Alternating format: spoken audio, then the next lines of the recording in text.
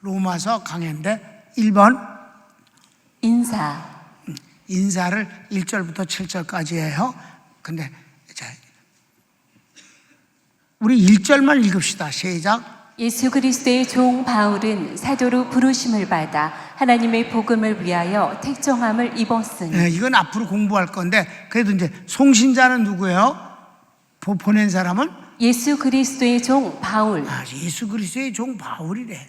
자기를 소개하는데 예수 그리스도의 종 바울이래. 노예래, 노예. 이게 여러분 기독교의 교리서에서 시작되는 첫 마디입니다. 예수 그리스도의 노예 바울, 이렇게 자기를 소개하는 거예요. 여기서 종이란 말이 우리는 하도 많이 쓰니까 그냥 종도 괜찮은 건데, 아니야, 둘로스라는 단어 자체가 노예란 뜻이에요. 노예예요. 그다음에 수신자는 하나님의 사랑을 받은 로마의 성도들. 성도 누구? 하나님의 사랑을 받는 로마교회 성도들이다. 여러분, 하나님의 사랑을 받는 주인공들이에요. 다. 문화는 은혜와 평강이 있기 원하노라. 이렇게 내용이에요. 그러니까 이제 좀 더 구체적으로 봅시다. 2번 예수 그리스도에 대한 설명. 이제 여기서 예수님에 대한 설명이다. 예수 그리스도의 종 나 바울이, 그러면서 이제 예수님을 소개하는 거예요. 가로치고 1번 바울의 복음을 위해 사도로 택정하여 부르신 분입니다. 아까 읽었어요. 그러니까 읽었으니까 2번 가로치고 2번. 이 복음은 구약 선지자를 통해 이미 약속하신 것으로 아들에 관한 것입니다. 복음은 니꼴 예수님이에요. 항상 등식이 성립되는 거예요. 알았습니까? 복음은 뭐예요? 기쁜 소식이죠. 그런데 좀 더 예수님이 태어날 때 천사가 크게 외쳤어요. 내가 너에게 큰 소식, 기쁜 소식, 좋은 소식을 전하노라. 그게 뭐냐? 너에게 예수가 태어났다. 예수님이 크고 기쁘고 좋은 소식이에요. 하여튼 무지하게 좋은 소식이야. 그러니까 이 소식은 큰 소식이기 때문에 빅뉴스라서 2000년 동안 항상 예수님 소식은 앞이야. 그리고 기쁜 소식이요, 마귀는 이거는 두려운 소식이야. 그 다음에 좋은 소식은 이익이 되는 소식이야. 마귀는 도둑질하기 때문에 그건 아주 나쁜 소식이에요. 무당 보고 무당같이 생겼다고 그래 막 승질내지. 그런 말 하면 맞아. 잘못하면 무당한테 꼭 무당같이 생기셨네요. 그럼 맞아. 왜냐면 그건 나쁘기 때문에. 나쁜 줄 저도 알아. 그게 이 성경을 읽읍시다. 시작. 이 복음은 하나님의 선지자들을 통하여 그의 아들에 관하여 성경에 미리 약속하신 것이라. 긴 소리지만 간단한 거예요. 예수님은 복음이야. 아멘. 복음은 곧 뭐라? 예수님이야. 예수님에 관한 것이 이제 복음의 해석이야. 복음, 그럼 그건 예수님이고, 예수님에 관한 것을 말하는 것이 복음을 해석하는 것이에요. 3번 하나님의 아들은 육신으로는 다윗의 아들이며 성령으로는 하나님의 아들이신 우리 주 예수 그리스도이십니다. 그 예수님을 좀 더 소개를 하는 거예요. 그분은 바로 하나님이시면서 사람이신 거예요. 하나님의 아들이시면서 그리고 육신으로는 약속하신 대로 다윗의 자손으로 오신 분이시다. 자, 읽을까요, 성경? 그의 아들에 관하여 말하면 육신으로는 다윗의 혈통에서 나셨고 성결의 영으로는 죽은 자들 가운데서 부활하사 능력으로 하나님의 아들로 선포되셨으니 곧 우리 주 예수 그리스도십니다. 아주 짧지만 막 복음의 핵심이 콱콱 채어서 나오는 거예요. 예수님이 누구냐? 복음인데 그분은 하나님이시고 사람이시다. 다음에 4번 예수님으로 말미암아 사도 직분을 은혜로 받아 이방인에게 선교하고 로마 교인도 주님의 부르심을 받은 성도입니다. 자, 사도 바울이 자기를 이제 소개하는데 자기는 뭐냐 하면은 하나님의 은혜로 사도직을 받았어. 은혜는 공부했어, 그지? 하나님의 것이라고. 그러니까 사도는 누구 걸 받았어요? 하나님 것을 받아서 하나님의 일을 하는 사람이야. 아주 확실하게 구분되는 거예요. 하나님께를 받아서 장사에 처먹으면 안 돼. 하나님의 것을 받아서 세상 일을 하는 게 아니에요. 은혜이기 때문에 하나님 것을 받아서 하나님 이의 일을 하는 거예요. 그게 은혜라는 단어 안에 콱 들어있는 말이야. 아셨습니까? 축복이 아니라고 그래서 여긴 축복이라는 단어가 안 나와. 은혜만 나와. 하나님 것을 우리에게 맡겨주신 것이다. 하나님의 일만 하는 거다. 그게 바로 사도 바울의 존재에 대한 정체성과 하는 일이에요. 그래서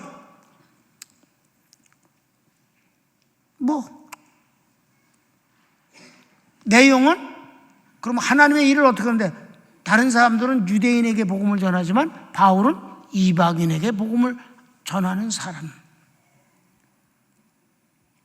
그런 면에서 로마 교인들이, 로마에 있는 이방인들이 바울이 그래서 난 이방인들을 위해서 복음을 전하기 위해서 부름을 받았기 때문에 로마 교인들에게 내가 너희들에게 하는 건 당연한 일이고 하나님의 일이다, 은혜다, 당당하게 얘기를 하는 거예요.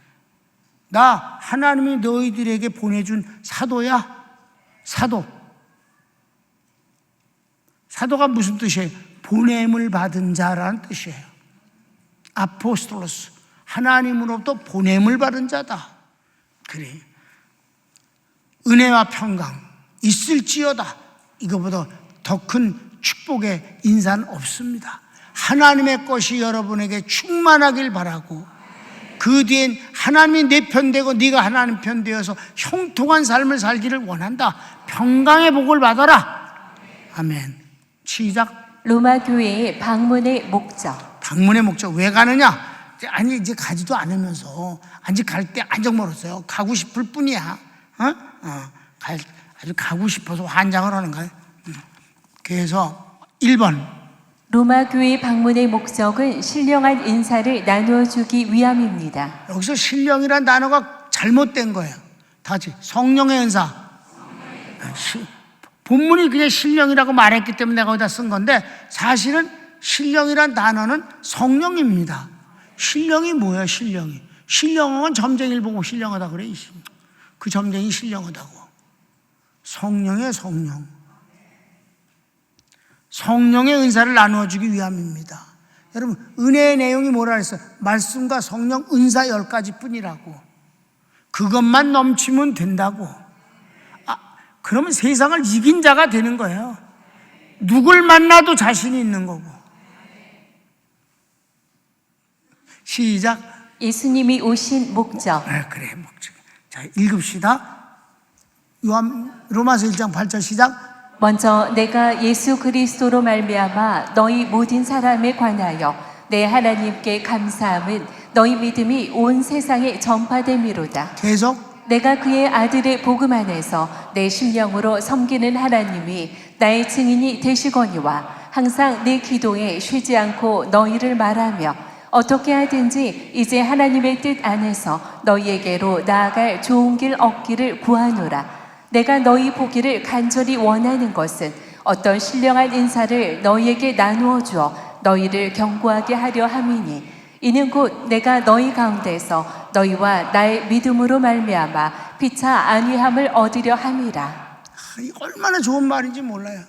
내가 너한테 그 로마를 너무 가고 싶어하고 간절히 원하는데 아직 길이 열리지 않았는데, 앞으로 하나님께서 분명히 길을 열어주셔서 내가 너에게 갈 땐 빈손 들고 가지 않겠어. 성령의 은사를 나누어 주겠어.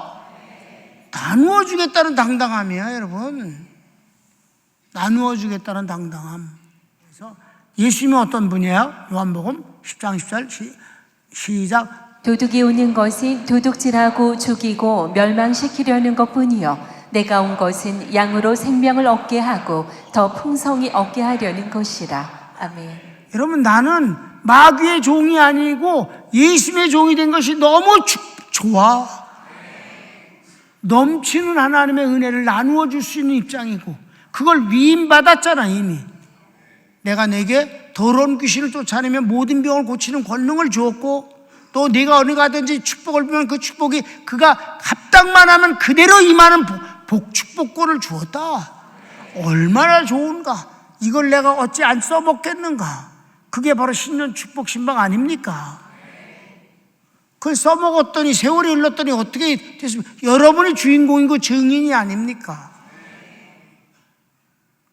이게 복음으로 말미암아 확고한 가운데서 할 수 있어야 되는 거예요. 그냥 막연하게 축복받으세요, 축복받으세요, 축복교회니까 축복 있다고 소리하는 게 아니고 정말 확고한 믿음에서부터 시작되어지는 선언이다. 선언만 하는가? 그대로 가는 거지, 그 길을. 그러니까 결과 세월이 많이 흘렀더니 그렇게 되더라는 거잖아요. 여러분이 증인 아니요? 그렇지. 2번. 사도 바울의 이방인 선교에 대한 사명. 아까 이방인 선교를 위해서 내가 부름을 받았다고 그랬고 그랬는데 이제 그 구체적인 내용이 뭘까? 다시 13절부터 15절인데 성경을 일단 봅시다. 형제들아, 내가 여러 번 너희에게 가고자 한 것을 너희가 모르기를 원하지 아니하노니 이는 너희 중에서도 다른 이방인 중에서와 같이 열매를 맺게 하려 함이로되 지금까지 길이 막혔도다. 헬라인이나 야만인이나 지혜 있는 자나 어리석은 자에게 다 내가 빚진 자라. 그러므로 나는 할 수 있는 대로 로마에 있는 너희에게도 복음 전하기를 원하노라. 이게 바로 복음을 전하는 사도 바울의 빚진 자의 마음이에요. 빚진 자의 마음. 아셨습니까? 우리가 빚을 지면 어떻게 돼? 갚아야 되잖아. 그 빚을 독촉받잖아. 빨리 갚기를 원하잖아. 갚는 것이 당연한 거잖아. 띄어먹으면 도둑놈이잖아. 염치없는 사람이지. 그러니까 복음을 전하는데 바울은 빚진 마음이다. 그는 이제 개인적으로 옛날에 주님을 막 박해했잖아요. 예수 믿는 사람 괴롭히고 감옥에 집어넣고 막 그랬잖아. 그러니까 더 빚진 마음이 큰 거지. 그러나 그게 없다 할지라도 나를 하나님이 값없이 구원해 주셨으니, 선물을 주셨으니 내 이게 빚이 아니겠는가. 내가 주님을 전하는 건 당연한 거다. 훌륭하고 그리고 잘하는 것뿐만이 아니라 실은 빚을 갚는 일이기도 하다. 빚진 자의 마음으로 복음을 전한다.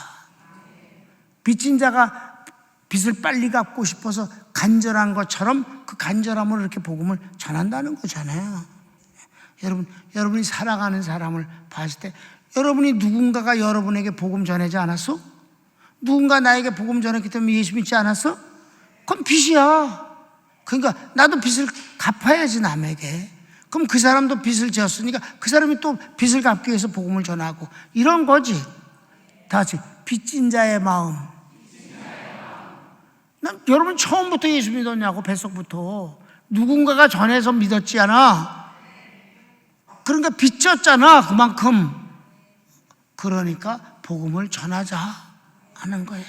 빚진 자의 마음에. 15절까지 읽었어, 그죠? 그 다음에 3번.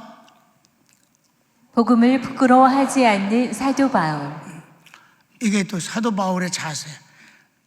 절대로 우리는 예수님을 부끄럽게 해서는 안 돼. 절대로. 예수님을 섬기는 일, 예배를 소홀히 하거나 이 면상 체면 하나 때문에 누가 또 뭐라고 한 말 하는 것 때문에 물러서서는 안 돼. 아멘? 그럼 난 내 앞에서는 그러면 난 진짜 불같이 화가 나. 상대가 누구든지 상관이 없어. 불같이 화를 내. 하나님 앞에 예배를 드리는 걸 소홀하게 말하거나 함부로 말하거나 그건 있을 수 없는 거예요. 여러분 얘기했잖아. 줄에 서달라고 그랬다가 뭐 이모가 어디 가서 뭘 보니 어쩌고 저쩌고. 그때 내가 그만! 더 이상 말하지 말아요. 내가 주님 앞에서 당신 앞에서 이런 더러운 소리를 들을 수가 없어요. 일어나세요. 가요. 나 줄에 안 서. 그리고 쫓아냈다. 이게 여러분 그때가 우리 교회 1차 공사하고 얼마 안 있을 때예요. 40몇 년 전이라고 지금도 똑같습니다. 복음을 부끄러워하지 않아야 합니다. 곧 예수님을 부끄러워할 수는 없는 겁니다. 그 옛날에 어떻게 했어요? 십자가를 밟기라는 거 있잖아. 십자가 밟으면 예수 믿는 사람 보고 십자가를 딱 밑에다 해놓고 밟아라. 밟으면 살려주고 안 밟으면 죽여버리고 이랬을 때 살기 위해서 예수님의 십자가를 밟는 사람이 너무 많았다 이 말이에요. 예수님을 부끄럽게 할 수는 없는 거다. 그래도 많은 사람들이 그 더러운 목숨을 연장하고 싶어서 십자가를 밟더라 이 말이야. 그래서는 안 되는 거지. 밟았다 그래서 지옥 가는 건 아니야. 주님이 불쌍히 여기시겠지. 그러나 제대로 살지 못할 거야. 절대 부끄러워 안 한다 복음을. 아멘. 내가 복음을 부끄러워하지 아니하노니 이 복음은 모든 믿는 자에게 구원을 주시는 하나님의 능력이 됨이라. 먼저는 유대인에게요 그리고 헬라인에게로다.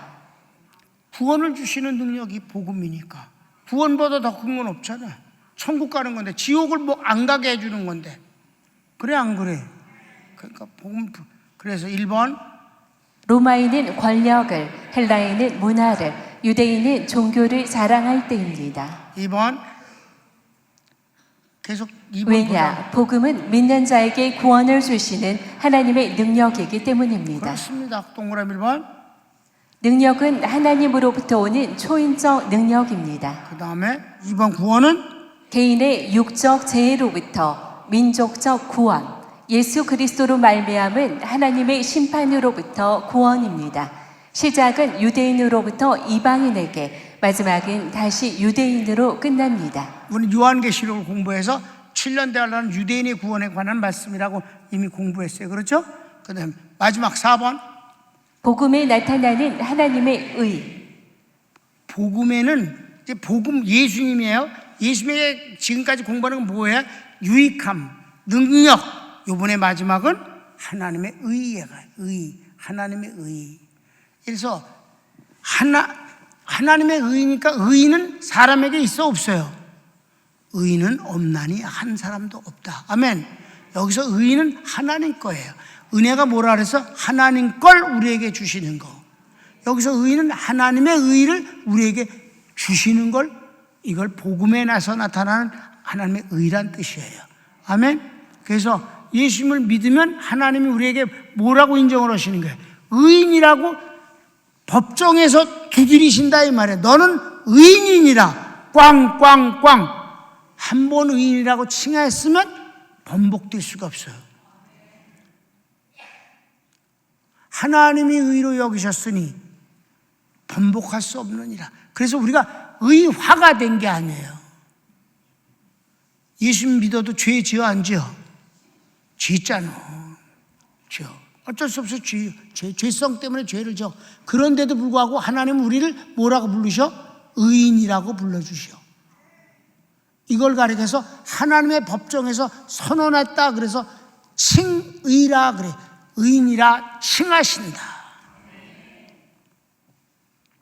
의롭다 하신 이는 하나님이시니 누가 우리를 정죄하리요? 그게 바로 하나님의 법이에요. 그게 바로 뭐야? 은혜야. 하나님의 의를 우리에게 주시는 것이다. 그래서 예수님 안에, 곧 복음 안에는 하나님의 의가 들어있다 이 말이에요. 그러니까 다른 성경에는 이런 말이 안 나와요. 이 로마서에만 이렇게 교리가 나오는 거지. 로마서를 모르면 기독교를 이해할 수가 없는 거지. 그리고 그래도 로마 교인들이 세계에서 가장 고급 나라의 고급 사람들이라고 생각해서 그런지 몰라도 하여튼 바울이 로마서를 이렇게 교리서를 썼다는 건 보통 이 선물이 아니야 이게. 복음에는 하나님의 의가 나타나서 믿음으로 믿음에 이르게 하나니 기록된 바 오직 의인은 믿음으로 말미암아 살리라 함과 같으니라. 아멘. 자, 가르치기 1번 나타나서 복음에서는 의가 나타나. 하나님의 의가 저 숨어 있는 게 아니라 하나님의 의가 우리에게 완전히 덮어 씌워져. 아멘. 2번은 믿음으로부터 믿음에. 그 다음에 오직 의인은 믿음으로 삽니다.